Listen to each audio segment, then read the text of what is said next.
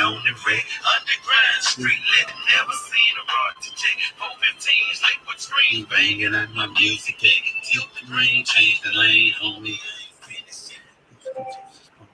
Shining like the morning sun. Fuck these niggas talking about this straight and true. Get it done. Peace, everybody. Hey, peace, Sister Kashia. How you doing? On time? Oh, well, thank you. Finally, that's what's up. Somebody actually, you be heard. Like, well, I appreciate it. That's always a good thing to know. That somebody will let you know, hey, you coming in clear? That's what's up. Thank you so much. You on point.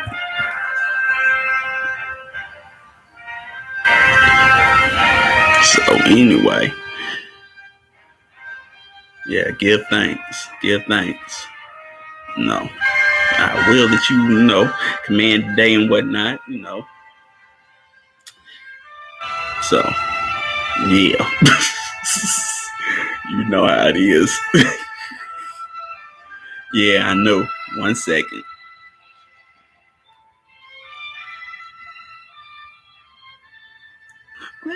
See, you just a good help. Well, I appreciate it. Look, help me out and everything. That's one thing. I always got loud stuff.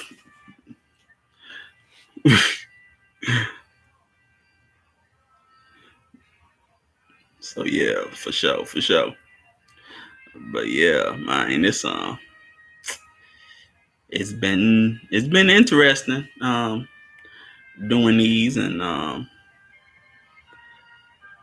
didn't do one last week because I want to think about all that I wanted to say, and then think about where it goes from here. Well, I mean, you have so many opportunities to see this dang on movie. I mean, but I'm good. Don't worry. Sometimes don't worry about actually seeing the movie. Sometimes that's what I'm here for. You know what I'm talking about? My granny used to say, I could tell a movie so well she'll feel like she was there. She didn't have to go see it. So that's what you got me for. Just so you know, I ain't no robot though. I know it's been said, but I ain't no robot. Yes, like I say, it's more than 3 hours long, but yeah. Yeah. Yeah, it's a long movie, but it's good, man. It's good. It could have been. Well, I mean, it could have been better. I mean, any movie could be better. Maybe because I know some things. I was like, man, they could have made this real dark. They could have made it real dark. But hey, that's just me. That's probably what I would have done. But yeah. So, I mean, it is what it is. You take from me, you learn from me, you know what I'm talking about? So, yeah. So, I'm going to get into it.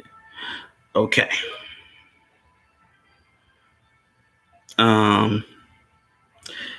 Welcome, everybody. I got to say introductions. Welcome, everybody, to, movie Innerstandings with Brother Leaux. You know what I'm talking about. It is I. Like I say, I'm not AI. I'm not a robot or anything like that. It's an inside joke. But we talking about movie Red Cliff. But part 2, because in the original international version, there's part 1 and there's part 2. what's up with your brother Zach? How you doing? You know what I'm talking about, It's part 1 and part 2, right? And so, at part 2, at the start, it's just a recap of all that happened in part 1, right? And then you get to the scene where peace, brother Antonio, what's good with you? Pretty Tony, you know what I'm saying? Cause you ain't no pimp. You know what, brother Antonio, you should put that, you should put that in your isms, where you say, I'm a real pimp. I ain't no rest haven for hoes. I'm a bad influence though. I shouldn't even say it though. Let me. I'm bad. Anyway, back with what I was saying. Okay, so we get, in the beginning, we get the scenes of Sun Shang Zhang. She's spying for the on the enemy camp.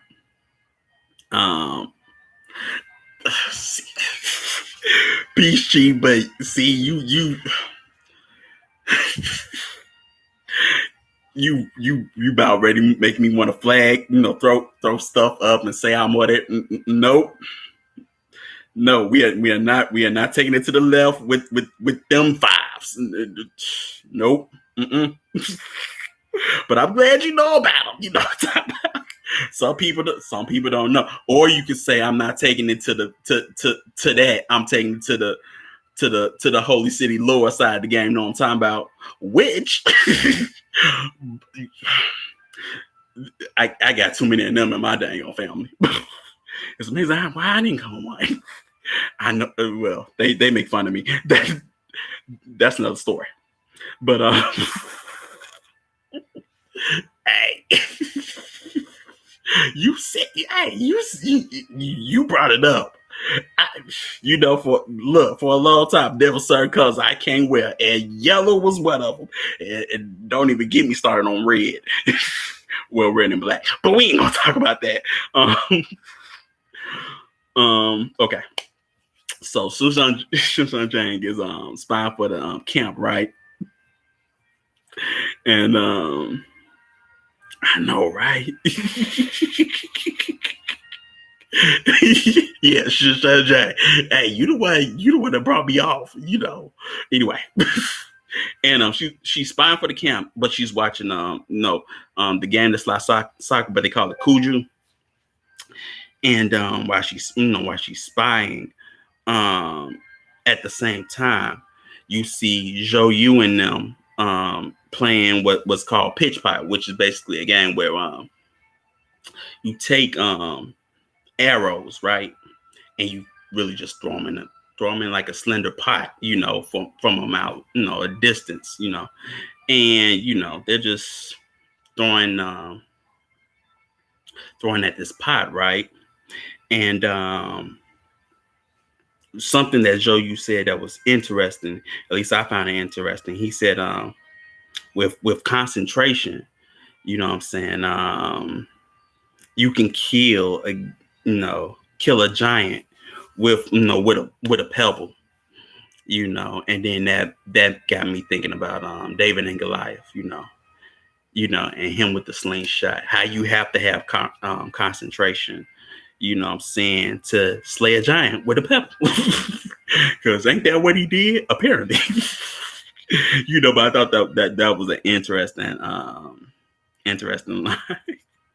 line. And just something that, think about if you're ever in a militaristic or, situation. And you have to, really concentrate and focus on, the moment or your enemy or anything like that in order to slay the giant. You know what I'm talking about?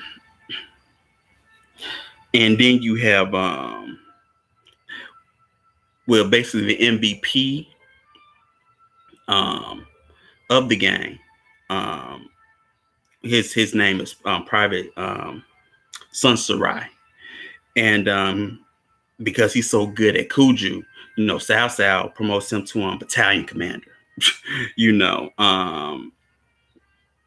and he meets up with Shunshan Jang, and they talk about why he joined the army, and he's like, well, I got to, I come from a poor family, and he's like, it's too expensive, for my family to feed me, so I joined the army, I don't have to pay, which for some of us that actually did do it, that was one of the reasons why we did it. Hey man, we poor. We gotta make some money somehow. You know what I'm saying? But after that, you see basically South surveying the troops that are sick, and they're sick with typhoid. And it's becoming bad. Um, and he has to do something about it. You know what I'm saying? Because the doctor, which you later find out is Hultor, who I talked about in the first one. Now he wasn't really in South's camp, but they put him in the movie nevertheless. Maybe to foreshadow what will happen, but but he says, you got to burn these bodies, and South's like, nah, we gonna do something about it. So he holds like a dancing ritual, and he takes the dead bodies and put them on rafts and send them down the river to where the Wu fort is. Basically he doing germ warfare on them. Because as the Allied forces, Shu and Wu see these dead bodies, they started picking them up and whatnot, and you see an eclipse happening at the same time, right? And at the same time, they're looting the bodies as well, for weapons and armor. And all of a sudden, Peace Sister Manera, all of a sudden, just by that, they start getting sick. And then Joe Yu says, South's, just basically psychological warfare. He's trying to attack our morale, and as this is happening, there's one thing you see in this part. You see Joe Yu was trying to fight honorably against South. Well, South is like, man, I'm gonna do whatever I can to beat y'all. You know what I'm saying? Thus, he's using germ warfare in a sense, and Zhuge Liang suggests, they burn the bodies honorably. So as they burn the bodies honorably, because you see this in the theatrical movie as well, Sasao gives a poem. You know what I'm saying? And basically it's about the empire falling, And as he's saying this poem, the allies are burning the bodies, and it's a sad moment. While in the Wei camp, or in South's camp, everybody drinking, partying with the chicks, and having a good time. You know what I'm talking about? And like I say, in the Wu camp, everybody's sick with typhoid, right? Or they starting to get sick with typhoid. And one thing you see is Xia Chao. She's helping out nursing the sick and whatnot. And one thing you also see is that Liu Bei is retreating with his men, and he's leaving Wu to fight by themselves. He's like, I can't go on. You know what I'm saying? I'll lose everything if I stay with y'all. You know what I'm talking about?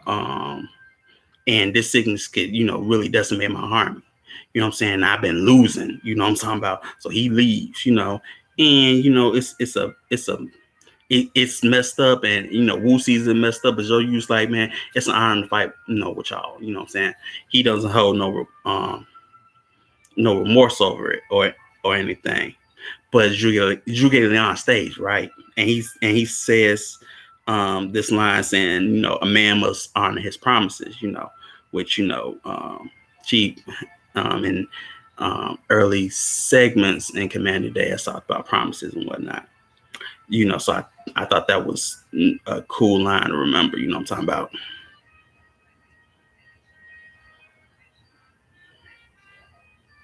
Yeah, I talked about Romance of the Three Kingdoms. I mean, it's it's a long story. You know, in some books it's 3 to 4 volumes. I'm gonna tell you that right now. It's a long story because it spans decades. Let's just put it like that. It spans decades. But it's a cool story. But after this, Zhou Yu is at his his house, and he does a sword dance, and Xiao Chao, she's fixing tea, and then she's reciting the art of war. And Zhou Yu's like, I didn't know knew basically reciting the art of war, And she was like, to better understand you, how could I not? You know what I'm saying?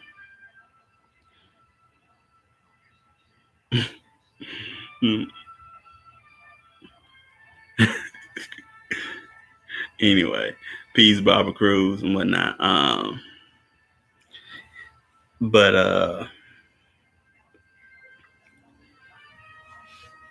as after that scene, Xu Zhang, like I said, she's spying all around, and she's making a map, of the camp, and seeing the positions and whatnot. And then she sees the naval training that's happening. One thing about this battle is you gotta that you have to understand. These soldiers, they from the north, right? The north and the Central Plains.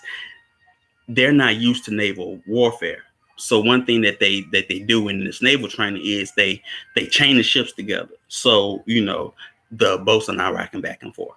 So so the soldiers are that are used to fighting on land can not get seasick or whatever. And after that, because she's surveying and basically form a more deeper bond with the battalion commander that she met. We are getting to this strategy scene where Zhou Yu and Zhuge Liang are saying that, okay, we need more arrows. We don't have enough arrows, to fight against Cao Cao. And so Zhuge Liang is tasked with getting like 100,000 arrows, within 10 days. He says, I only need 3.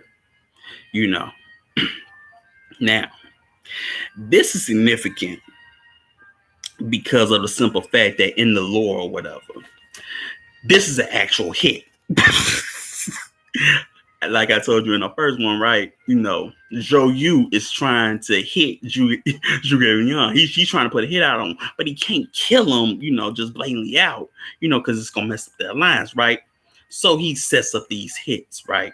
One of the hits was hitting a supply line, and Zhuge Liang, basically finesses him to, get himself out of it.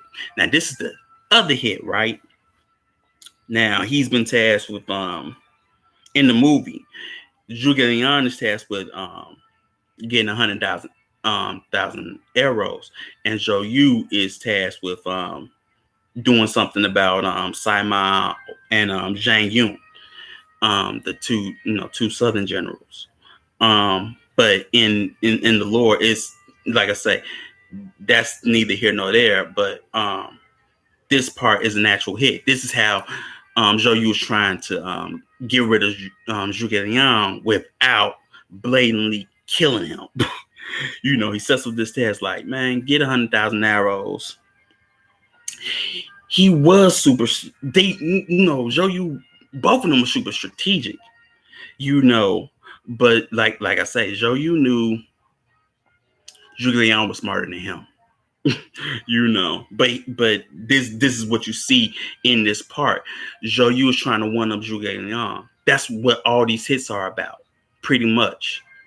You see that this in these hits, it's about his arrogance, to show that I can beat Julian at his own game. I can beat this guy that's smarter than me, So he's tasked with getting 100,000 arrows, and if he doesn't get it, his head, um, goes off, gets chopped off, he dies, and the same thing goes for Joyu in the movie, if he don't complete his task, Julian can have his head. And so Joyu friend, Julian was a friend. His history says he's actually the inventor of landmines. He is like a warrior priest. He casts teaching new astrology. The faces of the yes, it's just not, like I say, it's just not with landmines.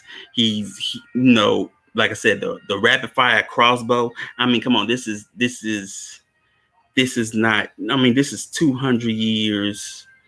I mean, this is like 3rd century AD, and they got, apparently they got rapid fire crossbows, and shoot, the West didn't even have rapid fire crossbows. they were still doing boat crossbows during the Middle Ages. You know how long. And then he's also, if you know the lore, he's also considered to invent these flame throwing machines that he used against the Naman revolt as well. He's a fighting genius. You know what I'm saying? He can do that. Like I say, he's that magician. You know what I'm talking about? Because he studied all these out forms and whatnot. Exactly. It's like the machine gun, and all you're doing is just, you just put, cocking back, and it's shooting, cocking back and shooting. It's phenomenal. You will see, at least in the East, mechanized. Let's call it mechanized. You gonna see warfare advanced than you would in the Western world. Far advanced. You know what I'm saying? From battle formations to just what they're using. From weaponry. You know what I'm saying? But so in the next scene, Joyu's friend, Jungan, who works for South South, he goes to visit Joyu to spy, for South South. But Joyu knows this. This is a setup. So Joyu plays like he's drunk. They acting like they drinking, and Joyu is acting like he's just white boy wasted, right? But it's all a ploy to get distrust of Sai and Zhang Yun. And so you see Joyu sword dancing a little bit, and then out, when he pulls out the sword, a letter comes out, and Zhang Yun goes for the letter, and then he, when they are asleep, Zhang Yun goes for the letter again, and he looks at it, and it says, what's going on with basically Zhang, Sai Mao and Zhang Yu are supposed to betray Cao Cao at the proper time and moment, and he also sets them up with the whole arrow situation, saying, man, we got to get these arrows from from Cao Cao, and tell Zhang Yun, or belay a message to him saying, he got to help us out with that. And he says it loudly so Zhang Yun can hear it, even though it's misinformation to get the enemy off their square, what I'm talking about, and to get distrust, what I'm saying, which happens because he takes the letter and he takes it back to Cao Cao, what I'm saying. And when this happens, Jugeon on the last day, he's taking these, like 10 boats or whatever filled with straw and straw men and riding, well, sailing, sailing down the river, or well, up the river to South South's fleet, and like they shoot a like one volley at South South's fleet, while Simon and Zhang Yu just hailing arrows at them, and while they're doing that, the arrows are collecting in in the hay, of the on the ships, you know what I'm saying, and it's they keep on hailing the arrows that they have to turn the boats, so they don't get lopsided and tip over, and so the other half can get get the arrows as well. So once Zhuge and the fleet leave, Zhang Yun and Sai Mao, they're happy and whatnot, saying like they beat back the enemy and whatnot. And then Cao Cao, after he's done read the letter and everything, and he heard what Zhang An has said, what I'm saying, he kills Sai Mao and Zhang Yun on the spot. But then one of the generals say, Your Highness, who's gonna lead the Navy if kill him? He's like, how? And then it's too late. It's done. They already did, and after that, Cao is like, oh, they think this, I'm crazy, or they got me off my game, man. Assemble the Navy, we're gonna take Red Cliff, and before they all set out to get on the ships, or get ready for battle, he visits the sick soldiers with typhoid, and then he talks about his son, who's like 13 at this time, like he's not seen in years, and I think it's either his youngest son or it's Sao P, but I don't know which one it is, because he has many sons. But if it's the youngest son that ends up dying, because of sickness, then that's the one he's talking about. But he's like, man, my son is sick with illness, but he don't complain. What I'm saying? He always does what he can for himself or whatever, but in spite of all of that, I want to see him again. And not only that, I'm responsible for getting all y'all back home. What I'm saying? And we are going to be victorious, in this campaign. And that, raises the sick soldiers morale, and then they, holler out victory and whatnot, and they get up and shoot ready to fight. And so at this point, Shinshan Zhang, or Shang, she gets compromised in a sense where people see that she's basically relaying messages through pigeon, right? And she has to leave. So she, the battle commander, who she calls Pit, they have these pet names for themselves, Pit and Piggy, right? And well, Pit, he helps her escape, and she goes back to the Wu camp, right? And she shows the map, and it's tied right around her body, what I'm saying? And it's sort of like an awkward moment, because everybody's want to look, but they can't look. There's a bunch of guys in the room, and they want to look, because she's cute or whatever, but they turn around like, oh, you're not supposed to look. And then also at the same time, Xiao Chao's trying to put a cape over her, and she keeps on turning away like, I'm busy. and she goes into explaining, the all the intel of what they need to know, right?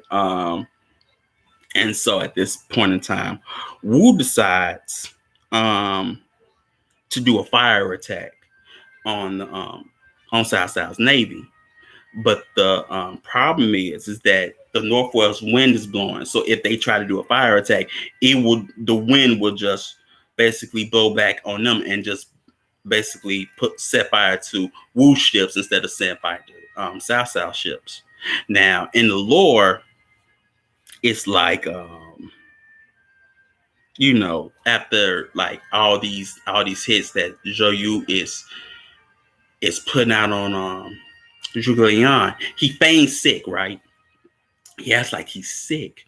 And, Zhuge Liang says, well, I got the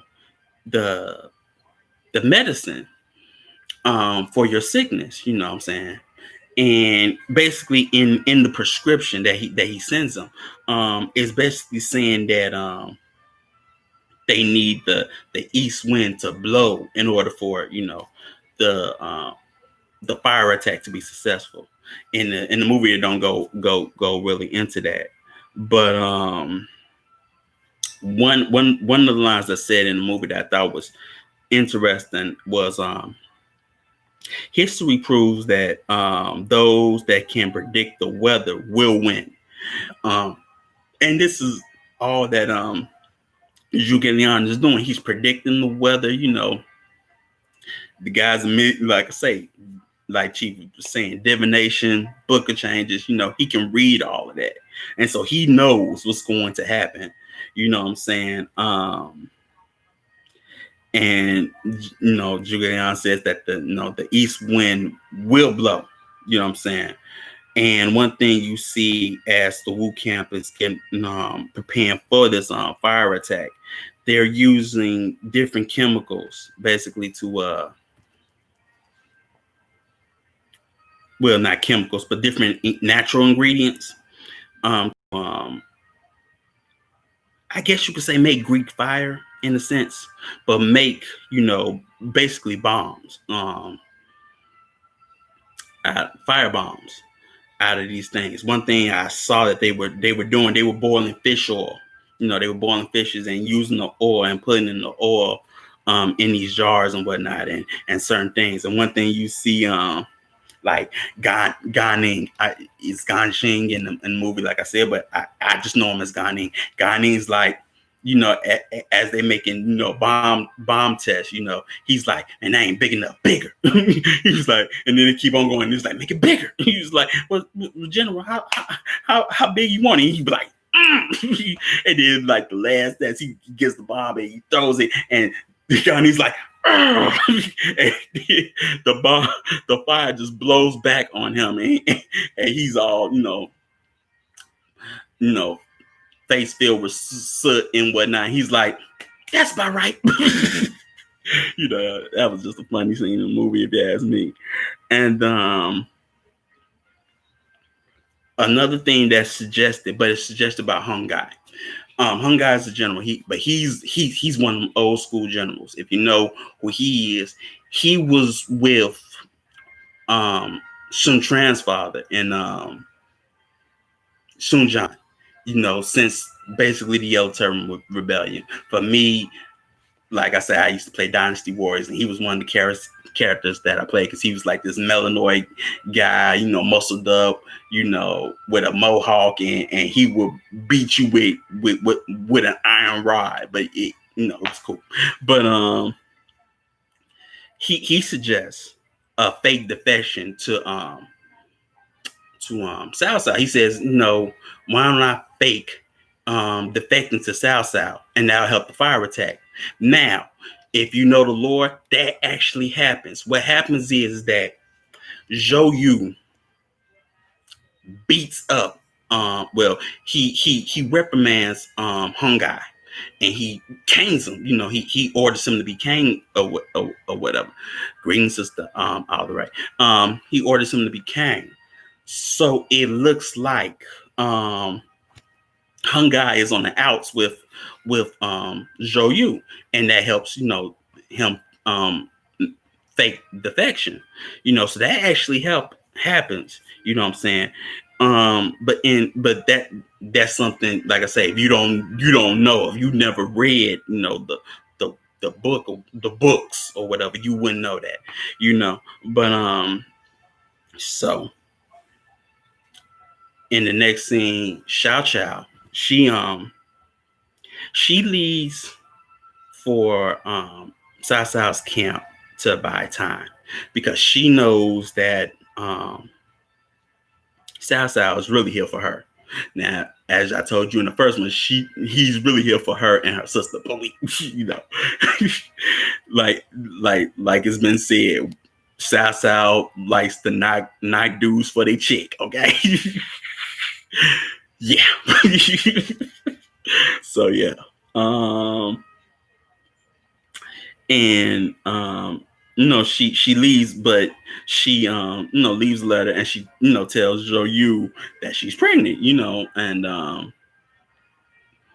now he figures it out. He put all the writings and calligraphy that she was doing, he puts them together, and he puts them in words that says pregnant, and forms the name of his unborn son or whatever. They have already named him or whatever, but she's already named him. And at this time, Zhou Yu was sad, and he about to do this fire attack or whatever. And they get these sweet rice balls, and everybody, pretty much all the officers and Sun Tran gives Zhou Yu an extra rice ball. And during this time as well, that I thought was interesting, it's the winter solstice.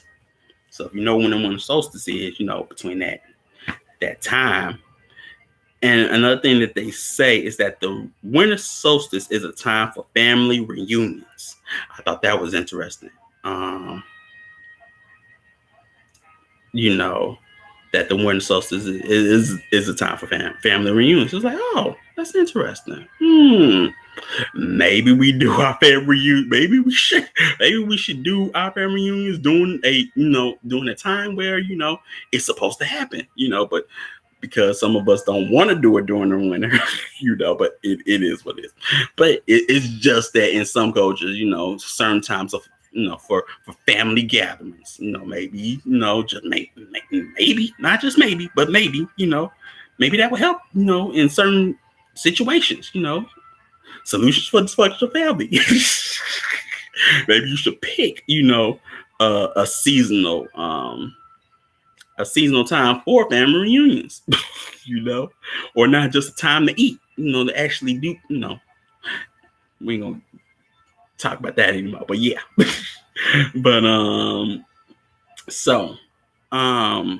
but at this time as well, as you see that scene, you also see back and forth Liu Bei and his troops are also making like rice balls. Like one thing you see is Zhang Fei, he's making these big rice balls, and Guan Yu's like, bruh, you trying to kill us with those rice balls? He was like, well, fine then. You grab all the rice balls, it's like, and throw them in the pot. He's like, you gotta eat them, I eat them, whatever, but Zhao Yun or Zhao Zilong, he doesn't feel right just doing this. He's like, man, I'm nah. Liu Bei tries to explain himself. It's like, I can't get any of you back. And he's like, since when I care about my life so much? And then he leaves and takes his experience like, man, I'm going to fight. And then that's what they all do. All the generals are ready, leave out and ready to fight. And so in the next thing you see, Zhuge Liang and Zhao Yun, they're playing the zither together one last time. And by this time, Cao Cao is meeting with Xiao Xiao, and she's basically pleading for him to withdraw. Because at first, Sasa was like, man, did you come here for your guy? Did he send you? And she was like, nah, I'm just pleading for you to withdraw because you causing so much problems in the Southlands for the people. I'm really pleading for them. You know what I'm saying? And he was like, nah, I'm not going to withdraw. I want you to see Zhao Yun gets defeated. Now you see why he likes to dock, dock people for their check, Um, and that's what he wants. He wants her to see that. You know what I'm saying? And after that, look, I made notes. Usually I wouldn't. I would just go freestyle memory, but I really made notes.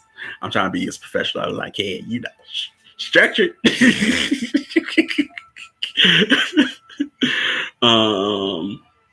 So as well, this is the night that the fire attack is the naval fire attack is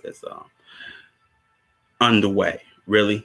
And peace, Sister Aquia.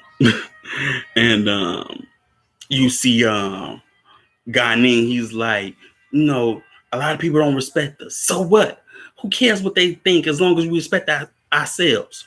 You know what I'm saying? You ain't got a problem with that. And they say, no, sir. He's like, that's what I thought. And then Hungar is like, he gives a little speech and he says, have y'all all written your families? And then they pull out sheets of paper and just throw them in the wind. They just throw them out. You know what I'm saying? And, they all get on the boats. And they, like I say, the attack's finna come is underway. And as I told you in the lore, Hungai is leading because he's supposed to feign defection. So in the movie, it's still the same. Hungai is leading the fire attack. You know what I'm saying? So as they're selling out or whatever, you see Chow Chow is basically making tea for Cao Cao. And she says, just stay for one cup.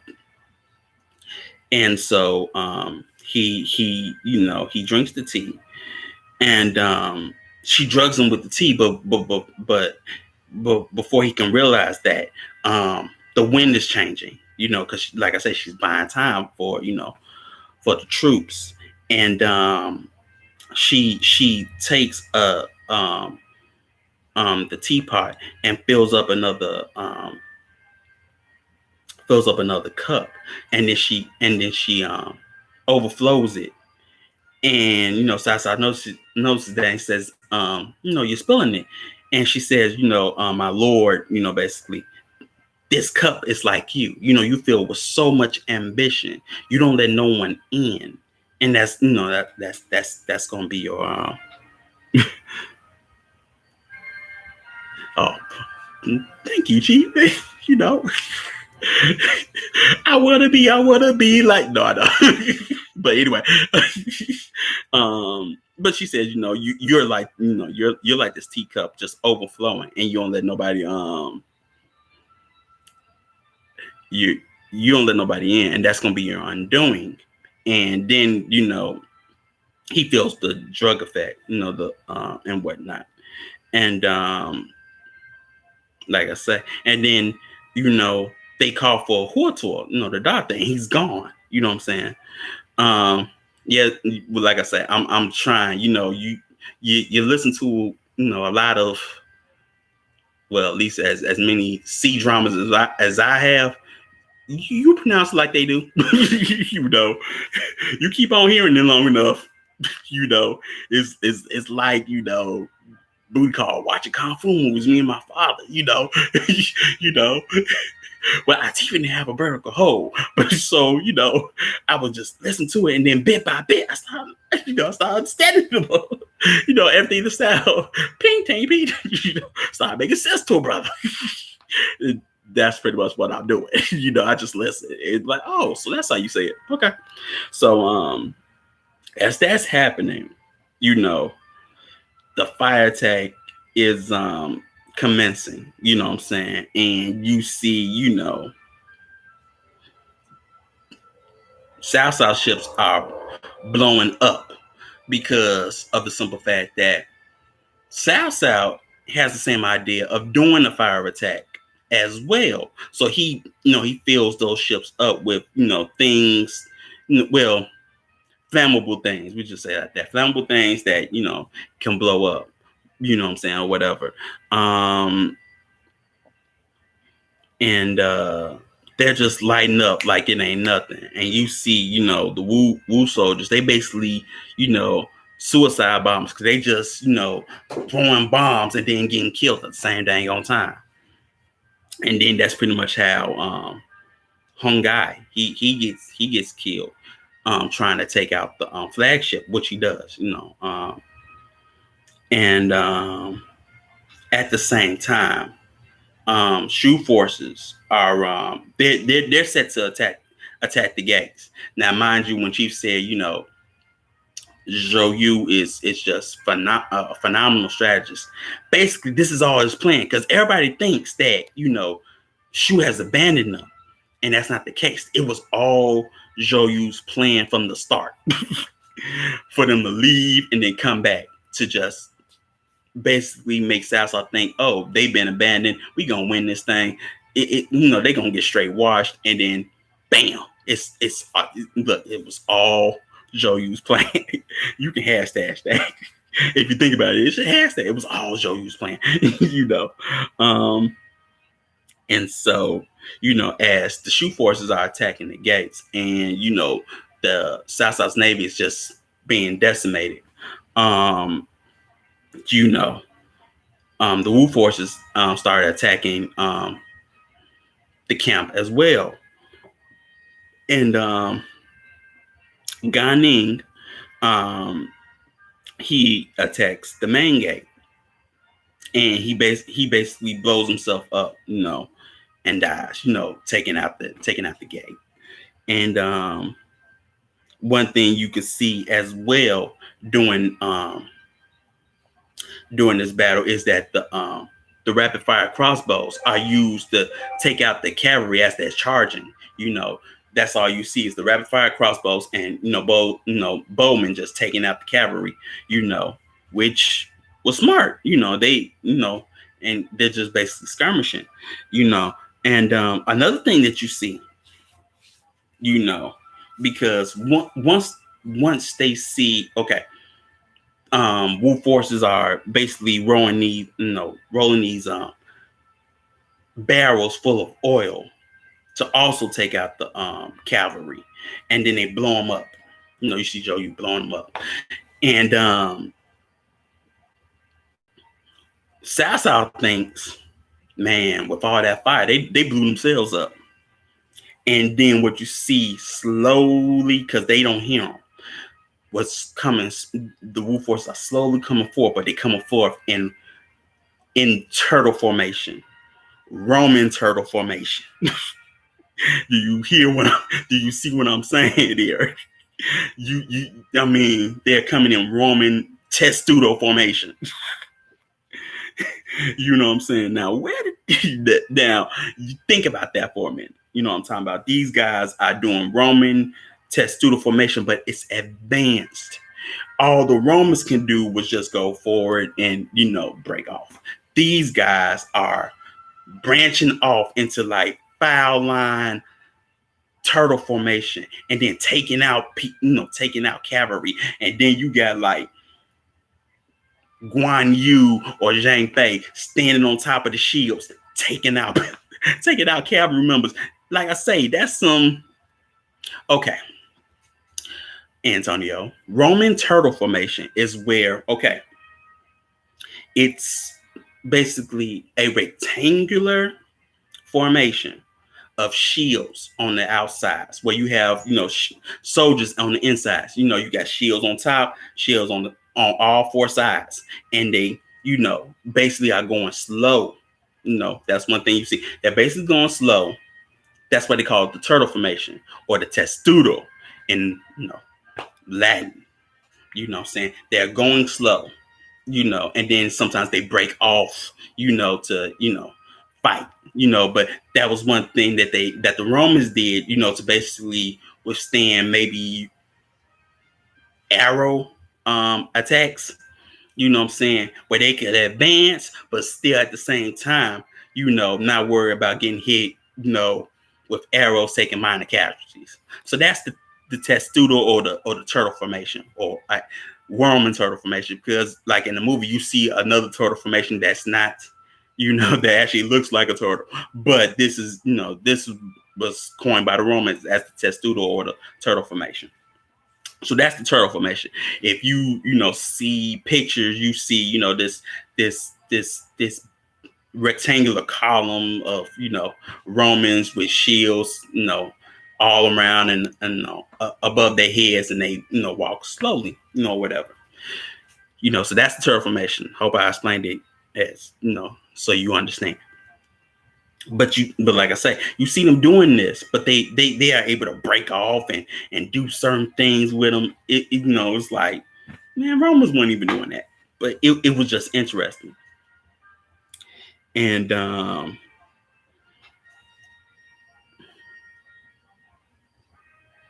yeah, exactly. So that's why that formation was created, because archers, archers, what I'm talking about.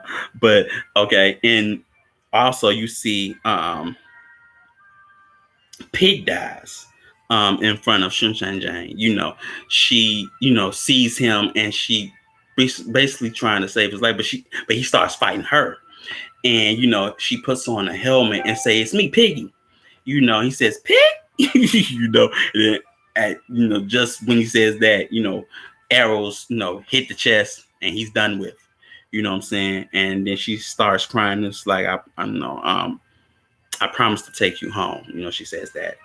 And Sao and well, basically, I'll say it like this. Wu forces, the alliance forces of Shu and Wu, they're basically storming the main camp now. Now, one of the generals from South's side is like, man, that dang on chick, that dang on chick, the messed up everything, right?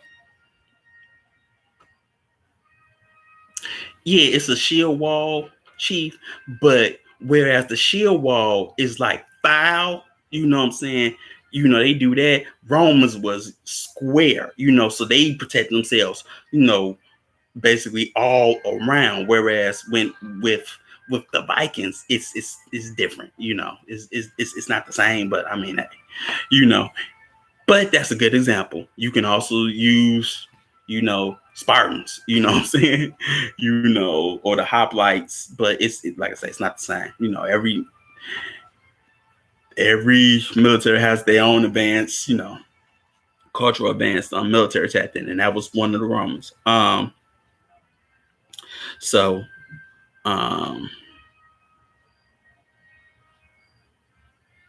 yeah, to siege, yeah.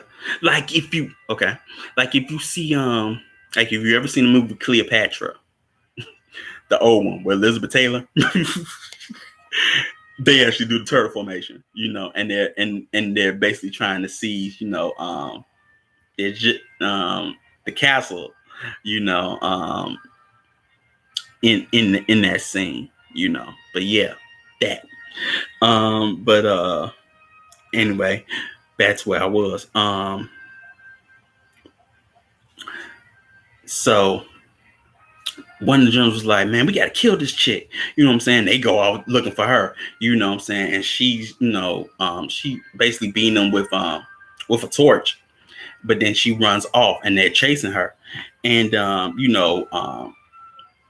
soon, well, Zhou Yu, Zhao Yun, everybody, they picking off, soldiers one by one, trying to get the South Side. Mainly South Side's hiding, in the camp, and he's basically lurking and stalking, and it's basically like the scene in the first movie, where Sun Tran is trying to, hunt the tiger. And that's basically what he's doing, because the guy's bow and he's just looking like, where you at? And that's what Sasso, he's like, you look. you ain't gonna find me. You know what I'm saying? And that's what that scene is about. And so, but because Zhou Yu was looking for his wife, he ends up finding Sasa, and then they got their swords pointing at each other. And so Sasa was like, man, bow, I'm saying, I ain't bowing to you. You a traitor. You know what I'm saying? And he's like, well, who are they? And he's like, and Zhou Yu's like, they're my friends. He's like, and I like this line. He said, war knows no friends. You know what I'm saying? They may be your friends today, but tomorrow they're gonna be your enemies or shadow. You know what I'm saying? And as they have a standoff, you know what I'm saying? One of the generals has Xiao Chao, and they like, man, lay down your weapons. You know what I'm saying? Oh, Quia, they do a version of a shield wall in 300. Like I say, in Western military culture, you're gonna see the shield wall among the Greeks. You're gonna see it with the Romans, as well in a sense, and you're gonna see it with the Vikings. You also gonna see it with the English. I mean, it's everywhere pretty much. You know what I'm saying? But yeah, you can watch 300 and you can see a version of a sheer wall and just going slow. You know what I'm saying? But with the 300, it's hoplite formation. So they're got these long pikes and stabbing people with the with the pipe, with the spears or what was it called? I can't remember. But these long spears. But anyway. It's the phalanx.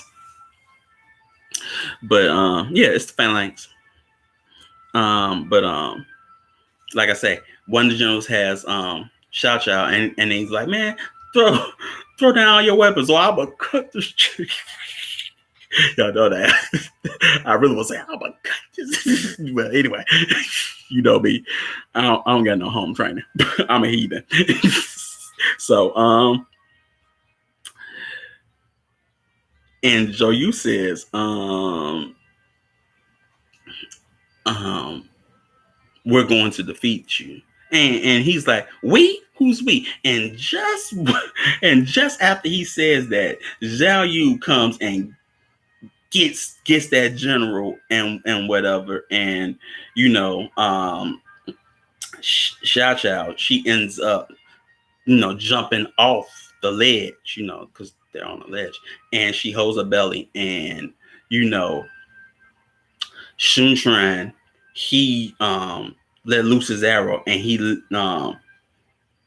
takes off Cao Cao's top knot, or a version of a top knot, a Chinese version of a top knot. And Zhou Yu catches Xiao Chao. But I want to say basically cutting off a person's top knot is the same thing like in Japanese culture, where it's like taking off your manhood or whatever. It could be, but I don't know if it's the same thing for Chinese culture, but it could be. But after that, he gets his wife and whatnot. They let Cao Cao go, and Zhou Yu says, there are no victors in this battle. But in the lore, during this battle, they do overrun the camp, right? But Cao Cao and his troops are, retreating. They're running to get back to the north, right? And so, okay. Before I forget, in the lore with this fire attack, Zhuge Liang in the lore is doing a ritual. He tells Zhou Yu, build me an altar and make it such long, have this many people and whatnot, and So in the Lord, he's actually doing a ritual to bring forth the wind. And one thing, like when I used to play Dynasty Warriors, one in in in one installment of the game, Julian things like he's dead, right, on the altar, and then when you complete a certain task, you cut to a cut scene where he's like, you know, I'm not a where he says, I'm not a conjurer of cheap tricks. I know that the east wind's going is gonna blow on this day. I always like that scene because he was like, man, I ain't no cheap magician. I know this is going to happen. And when he says that line and moves his fan, the wind starts to blow. But yeah, I forgot about that scene. But yeah, that's what in the Lord what happens. He actually, is doing divination and all of that, as this attack is happening. And as this attack is happening, here comes another hit. So once the wind is blowing, right, Joe was like, okay, we don't need him no more. Kill his ass. Say, kill him. But by the time, Wu was doing that, they can't find Zhuge Liang. And it comes to find out he's with Zhao Yun, and they're already, bringing him back, to Shu forces, where the Shu forces are in the lore. But back to Cao Cao. So in the lore, like I say, he's trying to get back to the north, and the Shu forces are hot on his heels, right? And he runs into Guan Yu. Guan Yu chases up to him, and so Guan Yu lets him go because Guan Yu, remembers, that he used to serve him or whatever, and he was cool. They were buddy, right? And so he lets him go. Now, Zhuge Liang understood why he let him go. You know what I'm saying? Because he's like, man, I let him go. I'm sorry. You know what I'm saying? It's okay, bro. I knew you was going to let him go. Zhou Yu also told the Wu forces, like, look, let him go. Let Cao Cao go. Because of the simple fact, Zhou Yu was like, anybody that, the people that kill Cao Cao, those are going to be the ones that's going to have to deal with the blowback of that. Because of the simple fact that if he dies here, that gives legitimacy to, basically saying that we're the rebels because we killed the prime minister. You know what I'm saying? And we can't have that. You know what I'm saying? And so he's like, so Joey's like, man, nah, we ain't doing the man. And not only that guy got sons. And then his sons are going to come back down here or exact revenge on whoever kills him. So nah, man, let him go back. You know what I'm saying? Some people you just can't clip. Not unless you wait for that blowback. You know what I'm saying? Or what's gonna happen, if you don't got that forethought, you know what I'm saying? But like I say, one thing I like, you see, Xiao Xiao is an interesting character in this because, she's willing to, put herself in harm's way to help, help buy time, and be immature me. I was like, you see that? The girl get it. She's standing down for her crying. You know what I'm saying? She trying to get it. And, other chicks just ain't with it. You know what I'm talking about? But yeah, yeah, that's me. I don't have much. I don't have much. Like I said, I don't have much home training. And like Baba Haru was talking about, you got humor. I was like, bad if you only knew there was a time when I didn't have humor. I had to get this later. I got this later on in life. So me to go to the South to get all this and hang around some guys that really have some humor and man. But yeah. But That's the real life. Well, not the real life, but the lore reason why they let Cao Cao go back to the north.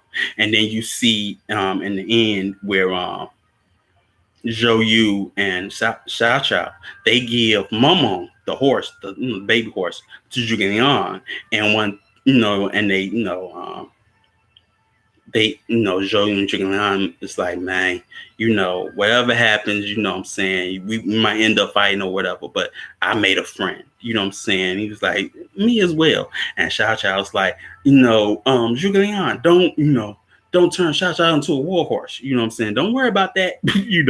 Which foreshadow, that dang old thing, that horse was going to turn into a war horse. And then that's the end of the movie. So, this is what I've been rolling with for since last week. Prologue. Because you got to understand this. Now we're going to get into the lore. Basically, during this time, after the Battle of Red Cliff, because it's more than just the Battle of Red Cliff. This is a campaign for Jing, right? And so you have, Shu and Shu and Wu forces. Okay, cutting that top not meant that you either achieve your purpose for the season, or if status was lost, forfeited, especially military states. The knot was used to hold a military hellman in place. Bam, bam. Thank you, Chief. Or you could say Ku was counted. You know what I'm talking about? He just got counted. Ku was counted. I counted Ku in them up. Anyway, but anyway, this is a campaign for Jane, right? And so, basically, Liu Bei's forces and Zhou Yu forces, they're retaking the Jing province. Retaking cities and everything. But Wu was doing most of the fighting. And so, with Wu doing all of this fighting and whatnot, they like, well, shoot, Jing is ours because we doing most of the fighting. And, they claiming whatever. And they like, look, we understand y'all trying to go to Yi or whatever and do what y'all do. How about this? We'll let y'all set up camp in Jing. But once y'all done and once y'all retake, Yi or whatever, Jing is ours. And so while they're retaking, while Zhou Yu and them are retaking Jing, what I'm saying, slyly, Zhuge Liang and Liu Bei and them are putting their troops into the cities. You know what I'm saying? They're putting their troops into the cities. And when Jing is completely retaken or whatever by Wu, you know what I'm saying? They look up and they like, Shu is in these cities, but they weren't Shu yet. But Shu is in these cities. What the hell? And then they retake the city, say Jing is ours. And so that creates a lot of bad blood. And so Zhou Yu and Sun Tran, they was like, man, we gotta do something about this. So how about we offer a fake marriage alliance with Sun Shenzhen? You know what I'm saying? And he was like, man, it's fake, it's fake. You know what I'm saying? But Zhuge Liang is so dang on crafty, he makes it real because they tell how can I put this? Because I don't know the real world term. We're just gonna say the Duchess Dowager, Sun Shenzhen's mom and Sun Tran's mom. She's like, how y'all gonna have a marriage proposal on the table and y'all not tell me? And so it makes it real because they like, man, everybody, the people know about this. Thank you, Chief. Yeah, I'm a late bloomer. Thank you. Anyway, so the people in Wu, they know about this marriage proposal, and so it can no longer be fake. And so Sun Shenzhen ends up marrying Liu Bei, but Sun Tran Zhou Yu's like, Man, I know Lil Bay and whatnot. They say he's benevolent and all and humble and whatnot. I'm gonna test this, right? We got to keep this dude in Wu territory, right? So how about we do this? How about we give this dude, riches and whatnot? Cause he ain't used to that. He been poor all his life. How about we give him riches? How about we give him women? You know what I'm saying? And keep him here. And that's what they do. Basically, this is the start of the corruption of dang on Lil Bay. You see that he's really ain't benevolent as you think he is.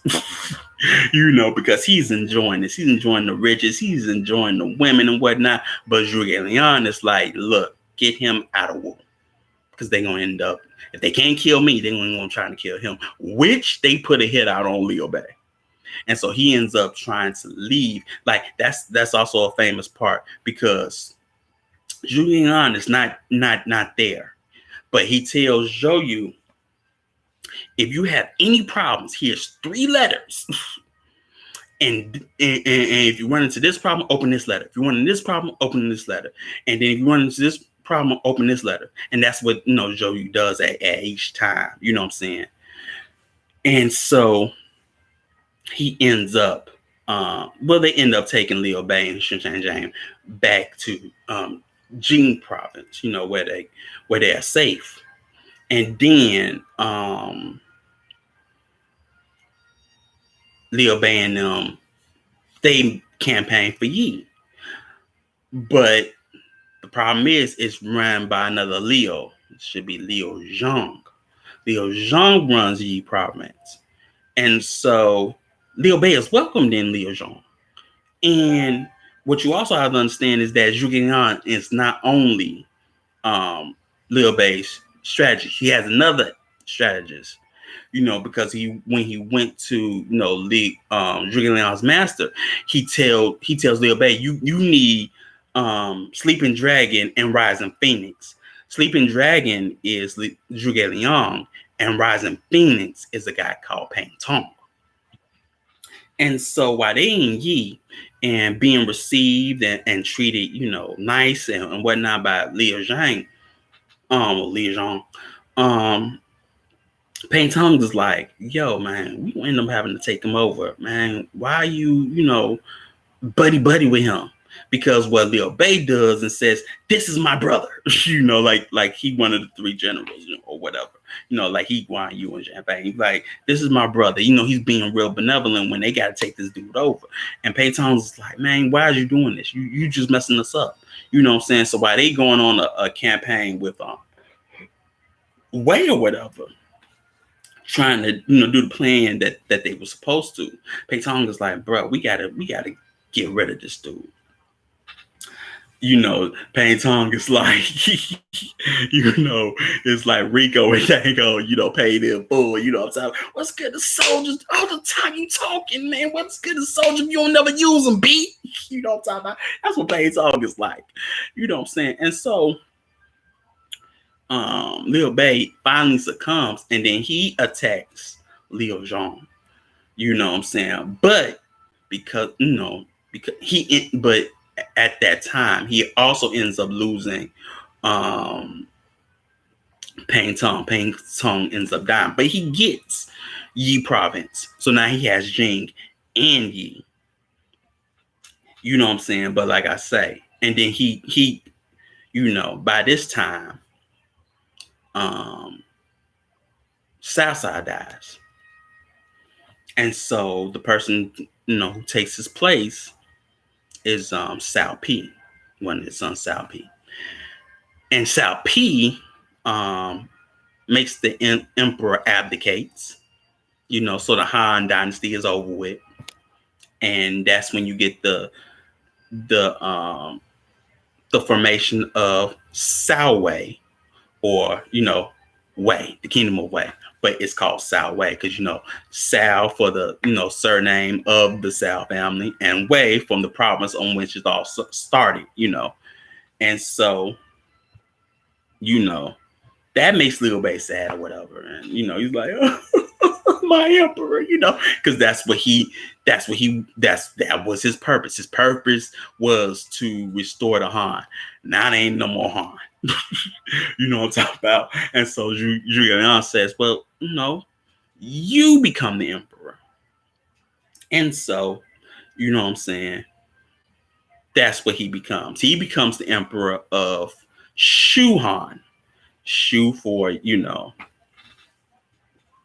his own province or whatever. And Han, because he comes from the Han, even though his surname is Leaux, Yi province was actually called Han at one point in time. So that's where the Han dynasty got its name from this province. From this province that was actually in Yi province before it was Yi province. You know what I'm talking about? But they're called Shu Han. So by this time, Wu still ain't became, an empire, which will be called Sun Wu. You know what I'm saying? They the last in the game. But they ain't taking this sitting down, because as well, with all this fighting, for Jing province, and whatnot, Zhou Yu ends up getting wounded by an arrow, and the doctor tells him, you you can live, but what you gonna have to calm your anger, because if you don't calm your anger, you gonna open up your wound. And while he's fighting, he keeps on opening up his wound, because he keeps on trying to one up Zhuge Liang, and he can't do it. And it makes him mad. It makes him angry. He keeps on trying to do everything that he possibly can to one up Zhuge Liang in these battles or whatever, and it doesn't happen. And he ends up dying. He ends up dying like at 26, I think, or maybe Sunset was at 26, and he dies like at 35. I think, yeah, Zhou Yu should be dead at 35 like that. He died young because he opened those wounds again by getting mad, and he ends up dying. And then in the Lord, his final words was, God, why did you make, me Zhou Yu, and then make Zhuge Liang at the same time? Because he's bitter. He's bitter at that. You know what I'm saying? And that's what ends up killing him.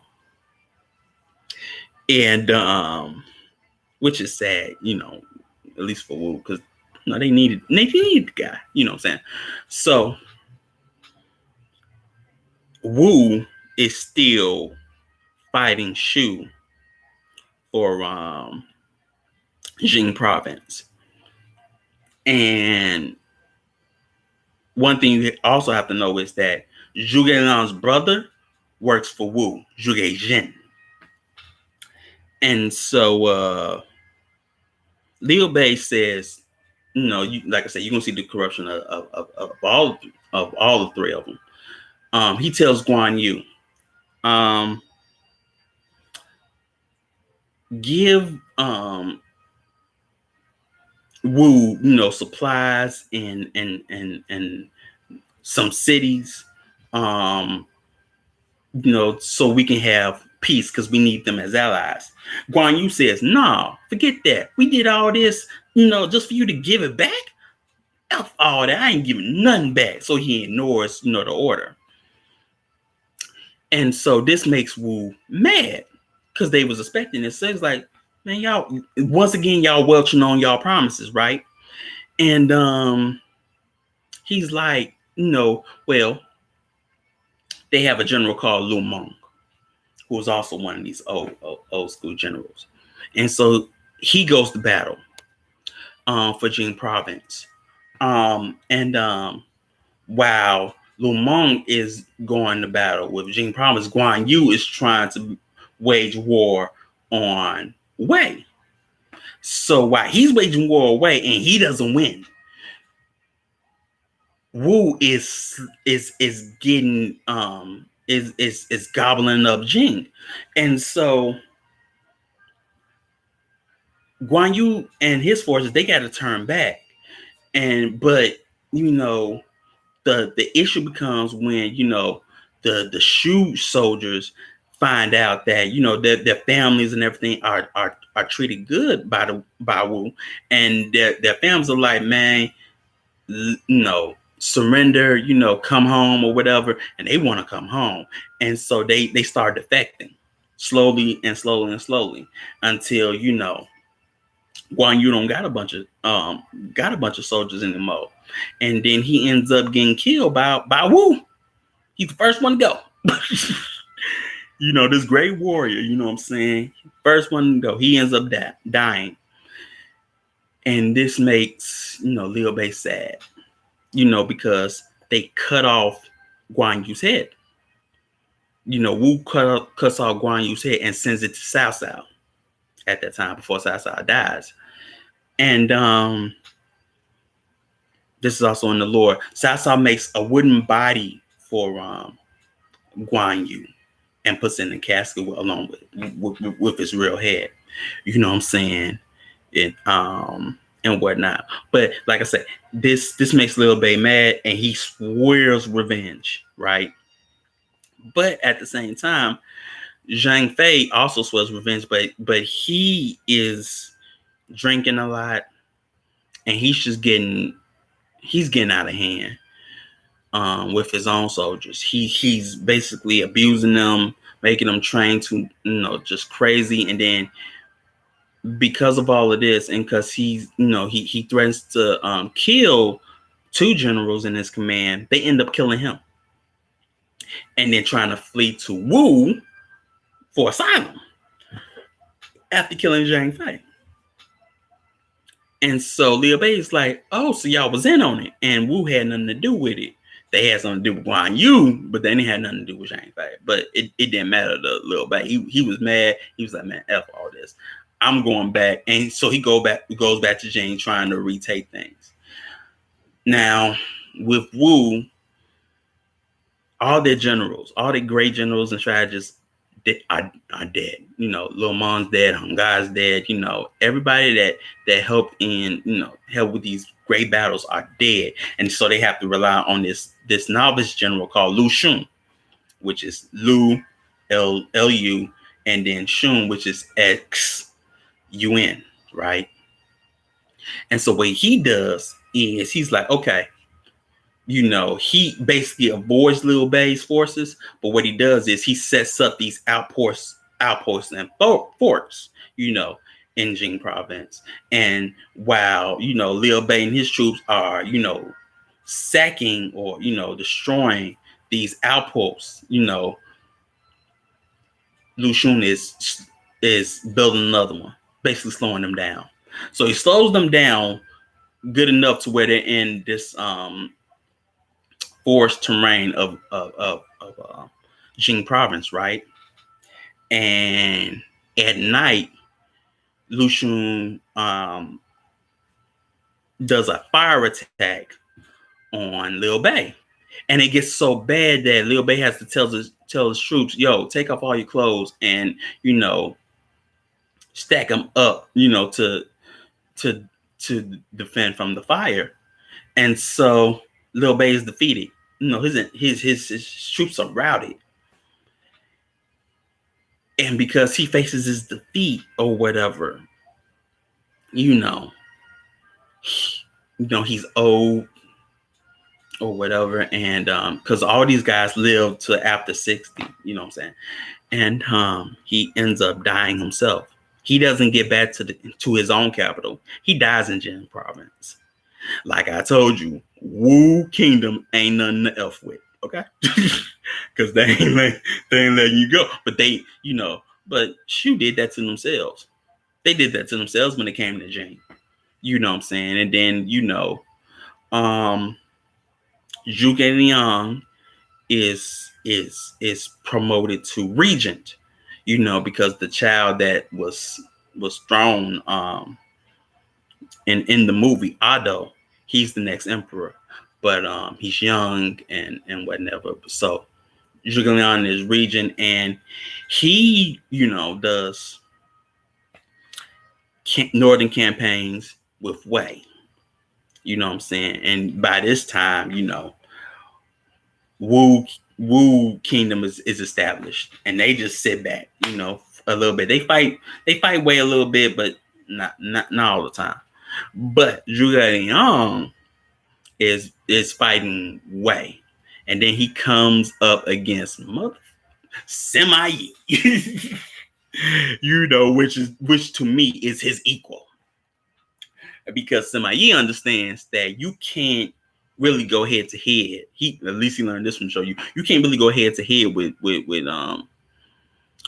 Liang. So sometimes when he battles him, he sort of evades. He picks his battles. Like he'll pick off on Zhuge Liang's lower generals, but he won't really go head to head with Zhuge Liang. And like there's one battle where like Zhuge Liang is like, he sends somebody a gift. He's like, man, since you run so much, you need to be wearing women's robes. He's like, man, you act like you act so much like you need to be wearing. But anyway, but at the same time, somebody puts on the robe. He's like, okay. And he said, and at least it's funny if you ever seen the sea drama to it. And he says, let's go to the river. He goes to the river in the road where Zhuge Liang is waiting for him, right? And then he recites a poem by Zhuge Liang, basically recounting the tale of how he met Liu Bei and the promise that he made to Liu Bei about restoring the Han. And basically what Sima Yi is saying while wearing this female robe is, you ain't gonna ever restore the Han. You promised Liu Bei that you would, and you ain't gonna never do it. Y'all is done. done. You ain't getting no more territory. You ain't doing nothing. You done, son. You done up here, son. That's what he said. Mic drop, right? And then after he's done with all of that, Zhuge Liang starts spitting up blood. That famous, if you ever see dramas, that famous spitting up blood, like your words have so much power, it makes you spit up blood. You know what I'm saying? And that sends Zhuge Liang on his deathbed, and he ends up dying, and then he ends up having to fake his own death in order to fake out Sima Yi and whatnot. But who really unites the kingdom? It's not Wei, it's not Wu, it's not Shu, it's Jin. It's Jin, who is Jin, Sima Yi, and his sons. They end up uniting China. You know what I'm saying? Now they don't last long because their own internal family beefs, like War of the Eight Princes. That's their internal beef, with each other or whatever. But they end up uniting China. That's why I say Sima Yi, man, bruh. But they end up doing it. You know what I'm saying? And this is still a turmoil time for China. You know what I'm talking about? Because they really don't have real stability, even when Jin unites the land. But man, you didn't see that coming, because you got these three kingdoms and none of them win. None of them win. It's somebody else. It's somebody else that nobody thought. You know what I'm saying? Somebody on the way that was like, man, we taking this over. You know what I'm saying? Yeah, it takes it. It's internal, but it's also family beef. You know what I'm saying? It's like, man, you got all these princes and they ain't managing the country right. Like, one thing you can say about Sima Yi and what he did, he managed the country right, but his descendants didn't, and that's why you had all these eternal beefs. I think you could take that with a lot of dang on emperors in China.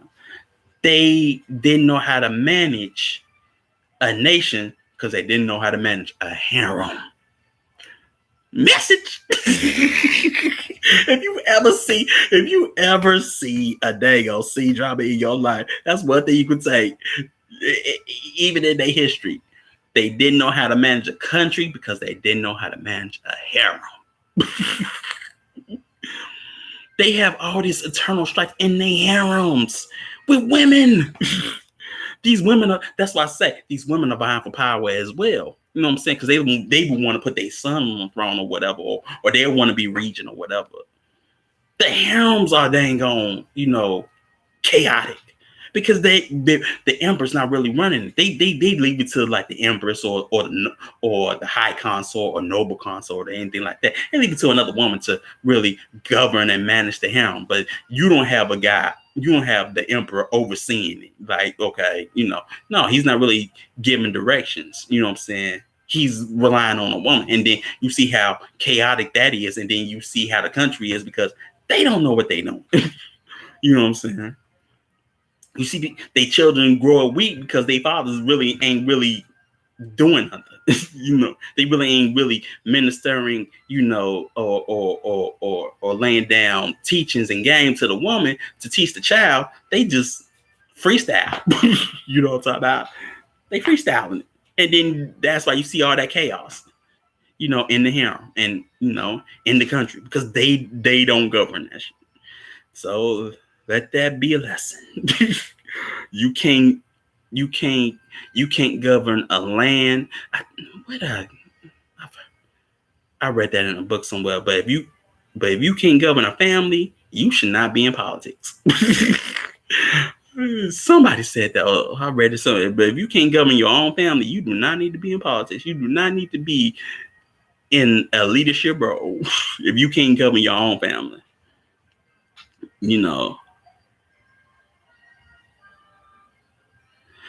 They don't. Pretty Tony. They don't got no game. You ain't no player. How you go lay someone with game when you ain't got the game? I'm just saying, like, I'm just saying. How you gonna lay someone up a game when you don't even got it? You can't do that. You know what I'm saying? Exactly. That's what the Chinese harem was. Oh, rest haven for hoes. You can look. You can be a palace maid and come up if you catch the emperor's eye. That already tells you that the emperor's out of pocket because he should be like, man, I only want the best. I don't want no palace maid. What the F I look like? Give me an empress or better, or at least a princess. What you thought? That was another problem. But you not only see that in China, you see it in Korea, like in the Joseon period of Korea. Like this one famous woman called Dong Yi. And she comes from being a palace maid to like being, I guess you could say, the empress of Korea. I mean, her son, ends up governing, governing Korea and becoming an emperor. And he does well through her teachings. But, what I'm saying, for some kings, they ain't that lucky. You know what I'm saying? They ain't that lucky. You know what I'm saying? But yeah, it's that if you look at it, you could say that it's a rest haven for hoes. Because the guys are not really governing it, One thing you could say, at least what the Ottomans did right, and then Suleiman and effed it all up, falling in love. I love you, Hurrem. Ooh, it's them Russian girls, them pretty eyes. He fell. I'll tell you, Suleiman fell for them eyes. It's them cat eyes they got. He saw them cat eyes and just fell in love. He was like, ooh, you white girls got them Eastern girls got them cat eyes. Ooh, yeah. I'm falling in love with this chick.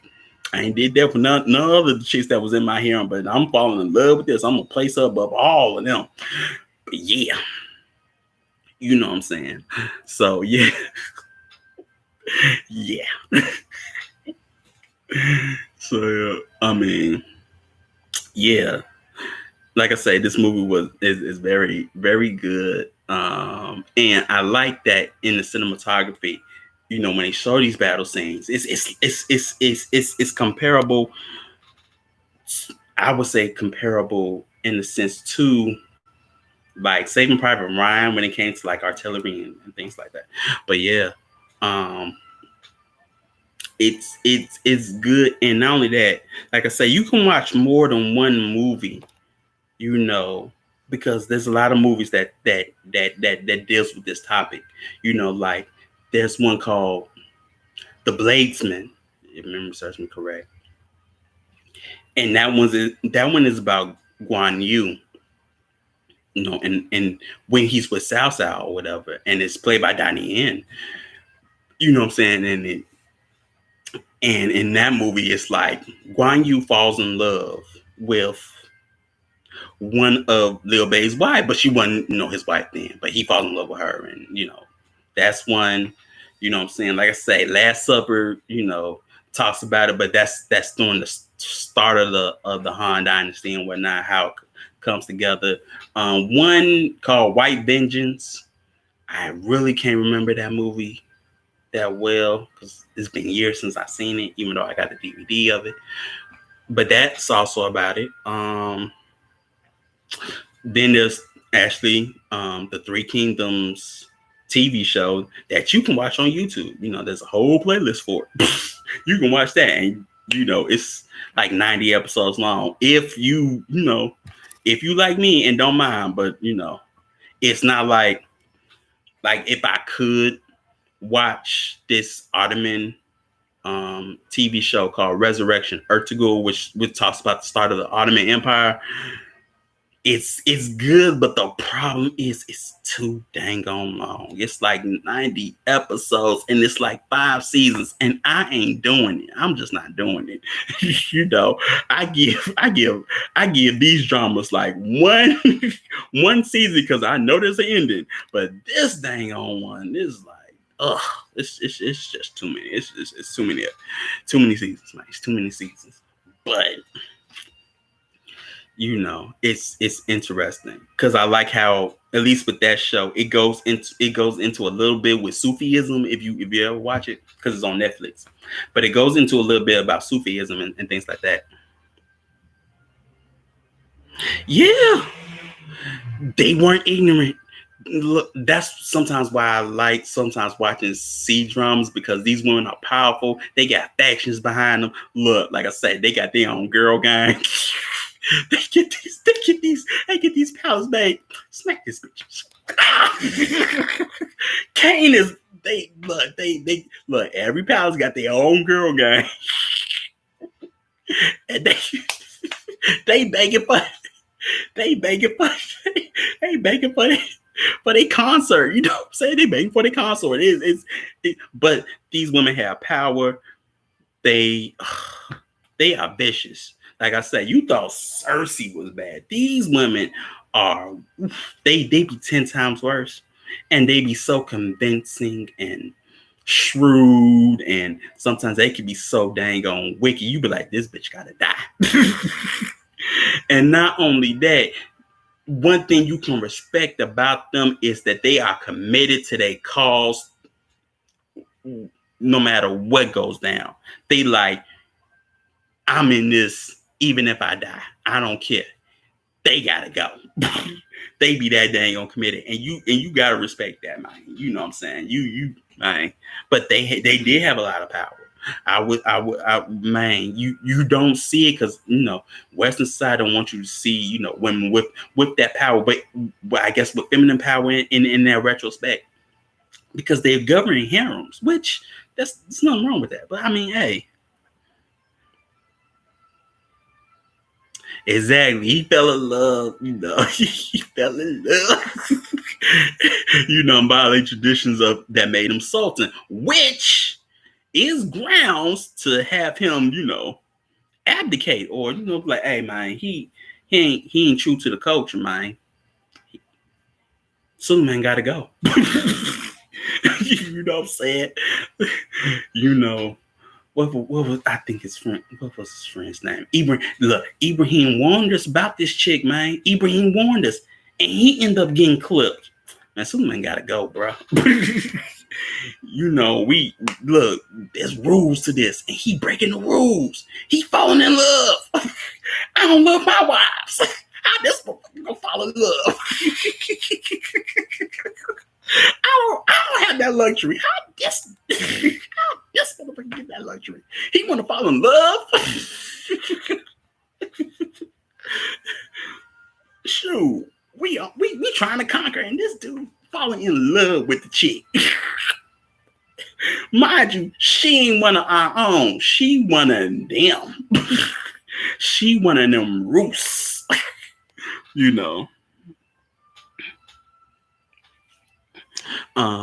Jesus, the mysticism surrounding these battles is akin to Trojan horse books and movies. There is a lot of the basis for mythology in Redcliffe. Yeah. I would say that you see a lot of mythology with these Warring State periods, because like with the Romance of the Three Kingdoms, it's like the Iliad or the Odyssey, whichever one you want to say. There's so many stories. This ain't the only one, but I mean there's so many dang stories, but this is like the Iliad but drawn out, because the Iliad only deals with one king. This is dealing with like I say, decades.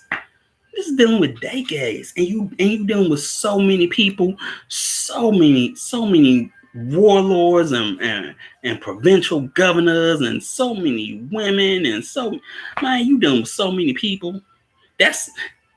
Look, I'm surprised ain't nobody. How you know all these dang names?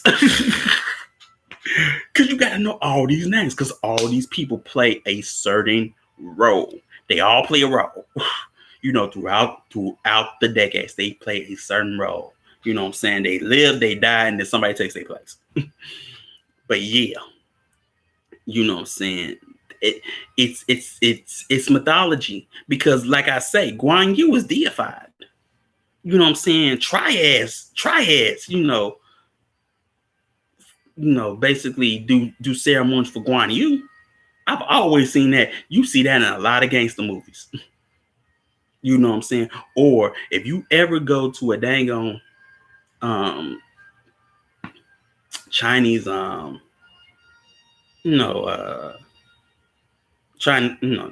Chinese food store, you gonna see a Guan Yu statue somewhere.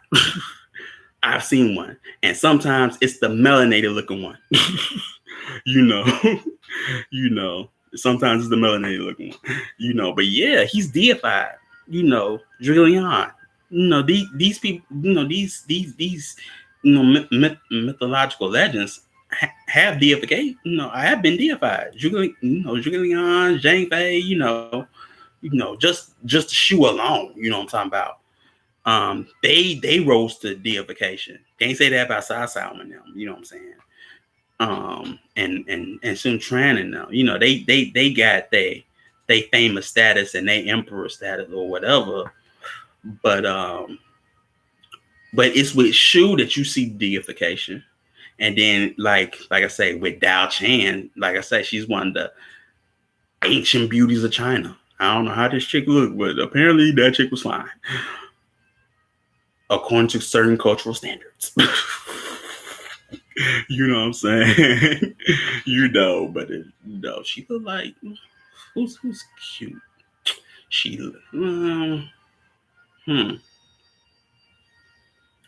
she's it's too many. But yeah, but this is like their Iliad. And like I say, this dynasty is an ethnicity, man. I mean, it has its own language and everything, man. That's how big it got. You know what I'm saying? Besides, like how you see documentaries and how they used to say, Genghis Khan, had Chinese people had DNA with that linked them back to Genghis Khan or whatever. You got the Han is the majority ethnicity in China. You know what I'm saying? That's how how great or how important this time is. You know what I'm talking about? Or at least in this point in time. You know what I'm talking about? And I guess that's why I like this series or at least the lore and everything. And I followed it so much because it was just so interesting. You got all these people and they just they do certain things, and what I'm saying. Like for me, I loved Wu. When I got introduced to this, Wu was my faction. You know what I'm saying? And they had the last to fall. Wu was the last to fall. Shu falls before Wu. You know what I'm saying? Shu Tran, he's not a good governor because he doesn't have good advisors anymore for him. So he makes mistakes. He makes a lot of mistakes when it comes to expeditions, and just not listening to certain advisors or firing certain advisors. He just makes a lot of mistakes, like a bad businessman. You know what I'm saying?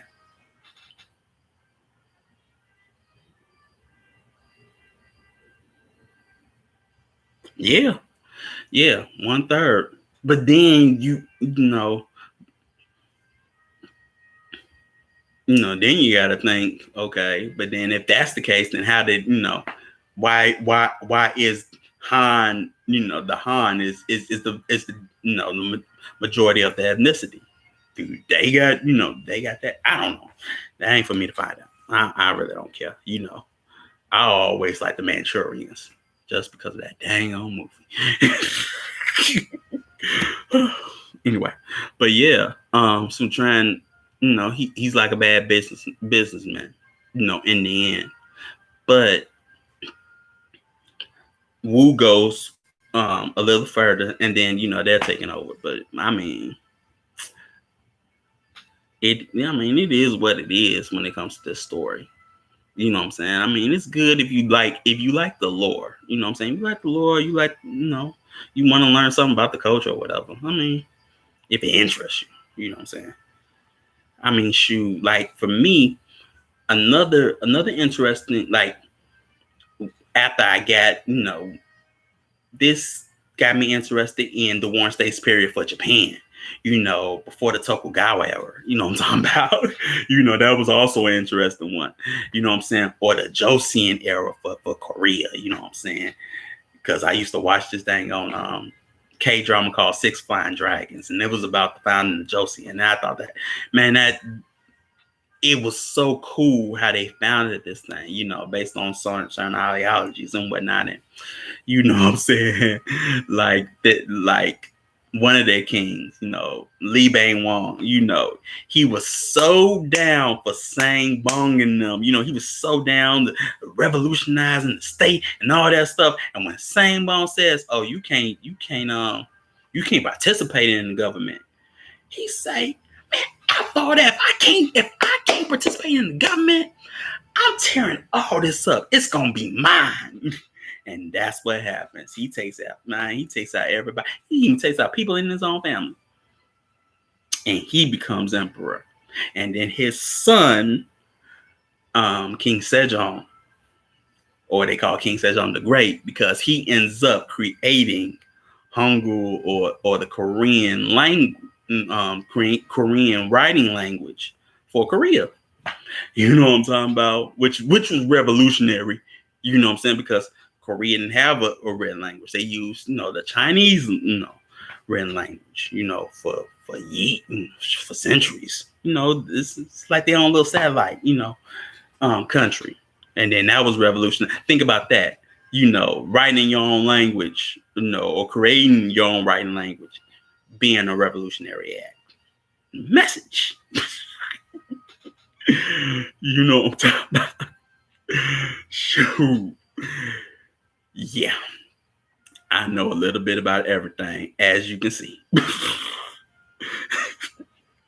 So yeah, Black Boy Robo. She should have never said that. Come up with too many dang on jokes. But yeah, man. I mean, you can go. Yeah, that is a key piece, in nation building. Having your own writing system and your own language. You know what I'm saying?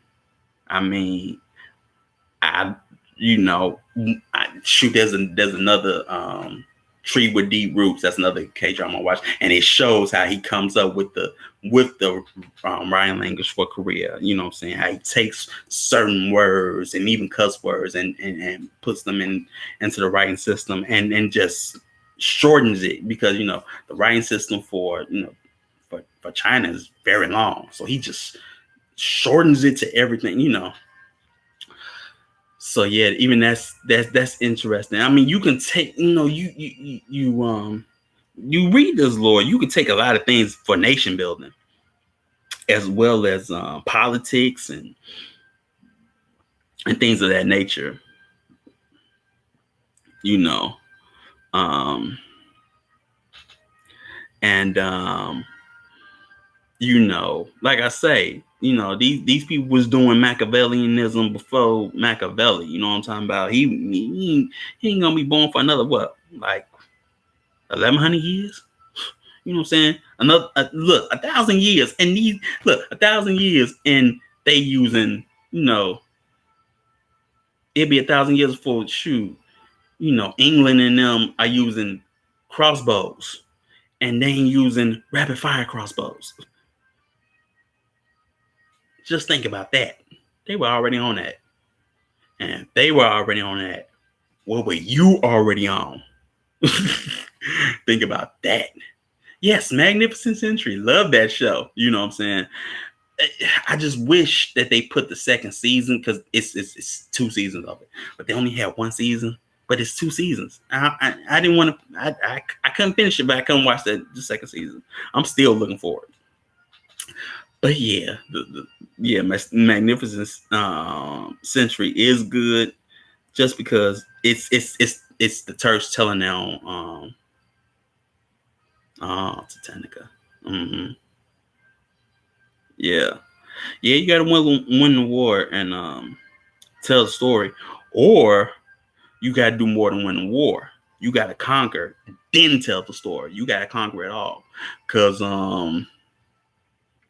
some people win the war, but they don't. They don't win the state or find their own government to tell the story. Mm-hmm. You know what I'm talking about? Oh, I didn't even know she had a question. I'm sorry, Tanika. I would have answered it if I saw it. But yeah, there's a lot of power grabs in these stories. If you peep, if you understand, you know what I'm saying. And like I say, that's one thing you can take from these stories. It's the power that the harem had, which is very interesting, because you get to see women pretty much in their own element, and how they power grab. Not like a guy. It's like I say, it's subtle. It's a bad of the eyes, and then you going. She glancing at you, and you just like, okay, I'll make you embers. Oh, you give me them, or just inviting someone and just bringing things together, like like a certain golden girl we know, that brings things together and separates. But who knows? Well, you're asking me for, I'm just a servant. He's the prince. But yeah, look, it's almost about to get 2 hours on this one, and I'm pretty much done. So the next one, I've had to think about this long and hard. The next one we're going to talk about is Daughters of the Dust. It's got to come, man, and the reason why it's got to come, because I was watching a review of it, and I didn't like the review. I was like, bruh, they don't know.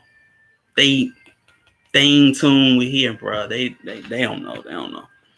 So I gotta come with it because that shows the craziness of where we at. You know what I'm saying? There's some things we don't understand. Or we're not in tune with our own souls and spirits. That we forget. You know what I'm saying? And it and we can't have that. You know what I'm saying? It's like what you say, you know, R&B is done. You know what I'm saying? Yeah, because you gave the spirit away. You know, it is what it is. You know. You Daughters of the Dust is monumental, and people gotta understand that because I know, and this is somebody that's done it, because I've done it. I have held Color Purple up to a monumental standard. I know that. Look, I know that movie. I still quote lines from that movie. You know, just look. It's raining right now. The line I will be saying right now is, "It's gonna rain on your head." Every time it rains, I say that line, especially if I'm in the rain. It's like, it's gonna rain on your head, and that's always been, since I was a little kid, a monumental standard for me. And then when I see Daughters of the Dust, and I understood it, I was like, bruh, this washes Color Purple. This washes every turn of the century black movie you've ever seen. But you gotta understand it. You gotta be not only that, you gotta have some people down home. Some of us act like we don't want to claim them, but you gotta have some people down home to understand Daughters of the Dust. My people don't come from the Southeast, but I'm able to understand it. You know, you gotta have some people down there, you know, because they talk a certain type of way. They got their own mind. It's so monumental. I mean, you got a girl called Yellow Mary, and that girl ain't yellow, and you gotta find the context of why they call that girl yellow. That Yellow Mary. Oh, that yellow. Yellow. You know what I'm talking about. You gotta understand the context of that. I mean, bruh, you know, this beats certain so-called turn century movies that try to be deep. See? You look. You real Geechee girl. You backwater Geechee girl. You real backwater Geechee girl. Man,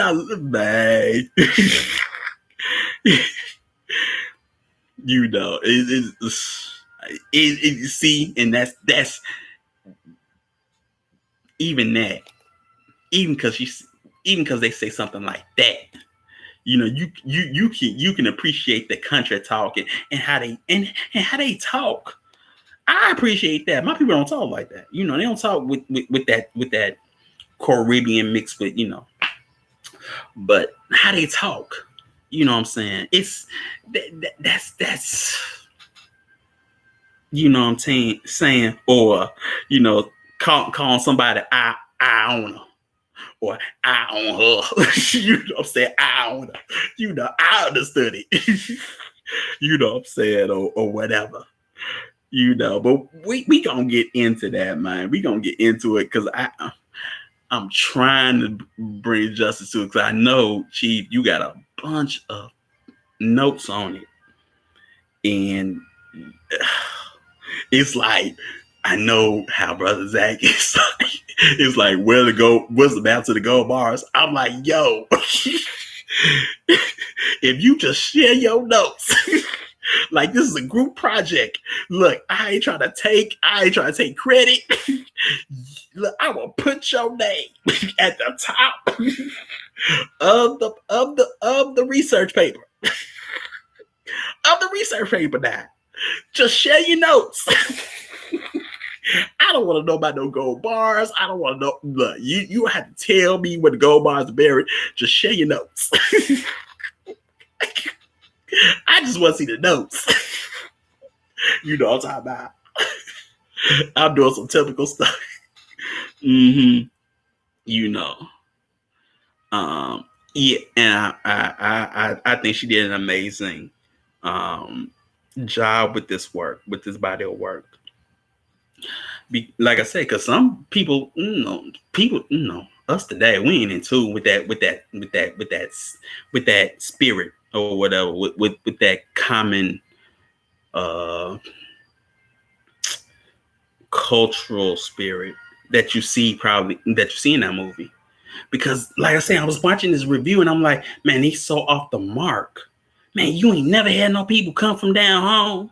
Luckily, I'm like, you know, you ain't never had no people come from down home. You don't know what that. No, you missed that. That's not what that means. You know what I'm talking about? I'm like, no, they ain't from there. They from. You missing it. You ain't had no people come back and come get you. You know what I'm saying? That's what that movie Like I Wanna Blues talking about. You know, that woman went up there, went to the north, and then came back down to Virginia and got people and brought them up there. And she was rich, at least in the movie. But that was a cool movie of seeing how that migration, was like, hey, let's bring people from the south up north. Because that literally happened. You know what I'm saying? I can do both. You know what I'm saying?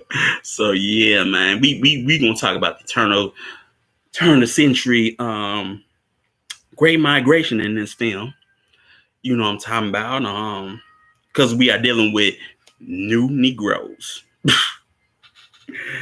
You know, research that term. You know, I know y'all, some people don't know, but new Negroes. You know, Jack Johnson was a new Negro, apparently. So yeah, you know, that's why it's going to be interesting. You know, because the Great Migration, it doesn't lead to like the 70s. That's how I know so many people that's like first wavers, because they were like my mom, they was my mama's friends and they came from the South. So I understood, it just ain't, there was many waves, you know what I'm saying, depending on which wave you went on, you know what I'm talking about. So yeah, and so that's what that movie's dealing with. And that's what we're going to talk about. We're going to talk about a lot of things in that movie. And the understanding, you know what I'm saying? You know what I'm saying? But I mean, I'm really not dropping that. You really don't know. Like when I went down south, you know what I'm saying, or whatever. And one of my teachers, one of my professors, he's from Mississippi, and I said, "Oh, my people's from Mississippi." He said, "Oh, really? But do you know that your people came, from the Great Migration? You from Chicago? Oh, yeah, your people from Mississippi." You know what I'm saying? I'm like, yeah, I knew that's sometimes I had kinship bonds with people from Mississippi that was there in Louisiana, because I would say, "Hey, my people from Mississippi." You know what I'm saying? "Oh, where you people from?" You know what I'm saying? That's one reason why I like, the rapper Crit, because where he's from, my people around that ways and whatnot. I'm like, yeah, I know about Meridian and whatnot. I done drove, anyway. Yeah, we from there. But yeah, man, you get those bonds, and with those bonds, you can create some culture. You can create familiar bonds and whatnot, and unity just by doing that. You know what I'm talking about? And yeah, you get to see this great migration, but it focuses on the southeast. And I like that because of the simple fact that it's the southeast. You really don't, you don't see it. At least, at least it never goes past Georgia. I'll just say it like that. It never goes past Georgia. You know what I'm saying? And if you from New York, if you from New York, Connecticut, that's where your people's from. So if you want to understand what you get your mannerisms from, because I know where I get my mannerisms from. If you want to understand your mannerisms, that's why y'all took y'all butts to Charlotte and Atlanta, because Yeah, y'all just going back home, pretty much. Y'all just going back home. Man, I'm tired of New York. We gonna go to Charlotte. Man, all you doing is going back home. We left home. We want to go back. That's all it is. We just want to go back home. Yeah, that were research done. It's done to show that they were tribal. Of course, this was a subconscious. Yeah, that's what I say. You look at the cities and you can trace it. You know, that's how I know New York ain't y'all some Carolina folk. You know, yeah, Eastern, yeah, that's what Cali, Texas, Louisiana. You know, South, yeah, that's them. So you understand. You see yeah.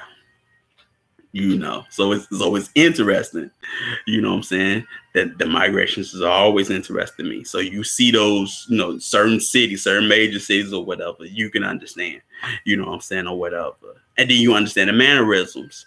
You know what I'm talking about? Like one thing I would think about is, man, I'm like, man, I don't know if Bumpy and them ever killed no made man, but I know Tough Teddy Rowe did. I don't know if Harlem really was running a number spot, but I know them Bronzeville's boys. I know we was running our number spots. You know what I'm saying? I was, hey man. Yeah, shoot. I was on that. I was like, man, everybody talking about that. I don't know about y'all, but I know we was on this. We weren't taking that. Whatever. There's a story for everything. So yeah, man. So we are going to get into that, and hopefully, like you say, I got this. So I'm a give it all I got. You know what I'm saying? Because I like the movie. I think everybody should know about it. I think you should watch it. Because we watch so-called deep or woke movies and they ain't really woke. It's like Lovecraft Country. Everybody think it's woke. And it's like, man, that movie's so insulting if you don't understand certain things. Like I already said, it's like, and you can see the sheep mindset or the wolf mindset. Because if we're the sheep, you can see the wolf mindset. Just looking at something like that's not really for you or insulting to you, and you think it's the best thing in the world, and it really ain't.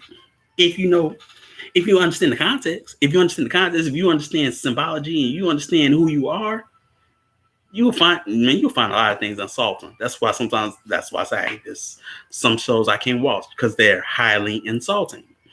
They're insulting to me. They're insulting to where I come from, knowing what I know. I've always seen it because some people take movies, like I say, you can't take movies and TV shows as just TV shows and movies. You can't do it. They weren't meant for that. Birth of a Nation teaches you that. The Nazis teaches you that. You know what I'm saying? I mean, the jazz singer teaches you that. Meme. Hey. Like, how you know about this? I watched those movies, man. Yeah. A study was done that determined that these people who moved actually were part of the same tribal groups, genetically in terms of their African lineage. Exactly. I was showing up for great. You know what I'm saying? All we was doing was just basically going up the Mississippi. That's all. Going up the Mississippi, venturing off, going up river, walking. That was one thing I can never understand about the South. Like for me, you grow up hearing stories of these people walking 5-10 miles or whatever to such this. Man, I ain't scared of walking nowhere. I'm walking and people offer you rides like, you ain't going 5, you going 3 blocks. You need a ride? I'm like, bro, I'm going 3 blocks. Y'all don't walk? That's nothing. I never saw children walk to school. I never saw children walk to school. It's the weirdest thing in the world. And you in the South. It's like, man, I ain't never seen children walking here. Like, I walk to school. I'm from the city. We walk. Or take train or bus. I mean, hey, we walk. So I wasn't scared about walking. But man, they be like, man, you need to get you a car. It's like, bruh, I can walk there. I don't need no car. Said something. Or something they forgotten. You know, they used to walk everywhere. Now they riding around and getting it. They don't remember, walking miles. You know what I'm saying? It's like, some people bring you back to where you don't recognize yourself no more. Shoot, Apaches were phenomenal cross country runners. We ain't gonna never see that again. Shoot. You know what I'm saying? We ain't gonna talk about that. That's another show. But yeah, man, we walked. You know what I'm saying? But yeah. So that's what's coming up next. Looking forward to it, you know what I'm talking about. And we gonna do it justice, you know what I'm talking about. And we gonna get it in. We really gonna get it in, you know what I'm saying? We gonna work the good out of evil. We can work the good out of evil. Gotta watch the movie. But give thanks, hey, everybody. Command your day. The impossible is happening, you know what I'm talking about. And keep on going, man. Keep on moving forward, you know what I'm talking about. So peace, everybody. Give thanks.